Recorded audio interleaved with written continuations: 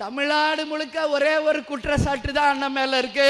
அதுவும் இந்த பெண்கள் கூட்டத்தில் நான் சொல்றேன், எங்க பார்த்தாலும் பாலியல் வன்கொடுமை, போதை கலாச்சாரம் இருக்கு. இதை தவிர வேற என்ன சொல்ல முடியும்?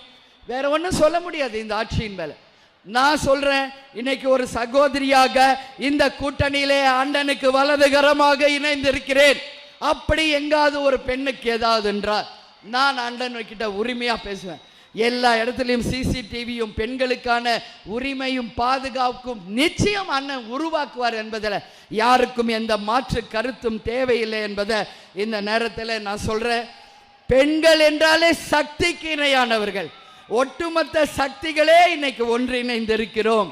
நீங்க எல்லாரும் நாம் அனைவரும் இணைந்து சக்திகளாக நம் தமிழ்நாட்டையும் நமது திராவிட பாரம்பரியத்தையும் காக்க வேண்டிய ஒரு தருணம் என்பதை சொல்றேன். அதனால தமிழ்நாட்டுக்கு ஏதாவது ஒரு சின்ன ஒரு பேட் நடந்தா உடனே நாம் எல்லாம் யாரா மாறுவோம்? ஜான்சி ராணியாக மாறுவோம், வேலு நாச்சியாராக மாறுவோம், குழலியாக மாறுவோம்.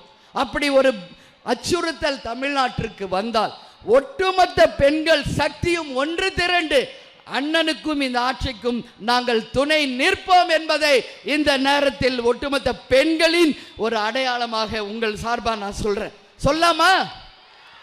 எல்லாரும் ஒன்னா இணையலாமா? ஒரே சக்தியா இணைந்த அண்ணனுக்கு பாதுகாப்பு நிச்சயம் தரலாமா? பெண் சக்தி ஒன்று திரண்டால் இந்த உலகமே நினைச்சாலும் அவரை எதிர்க்க யாரும் முடியாது. வீட்டுல அண்ணி துர்கா இருக்காங்க அவரை பாதுகாக்க. தமிழ்நாடு முழுக்க துர்காக்களா, அம்மன்களா, சக்திகளாக தாய் குலங்களே நீங்கள் இருக்கீங்க. அதனால நான் சொல்றேன், அவருக்கு எதுவும் வராது, அவர் ஆட்சிக்கும் எதுவும் வராது. நிச்சயமா நான் சொல்றேன், இந்த ஆட்சி மீண்டும் மகத்தான வெற்றி பெறும்.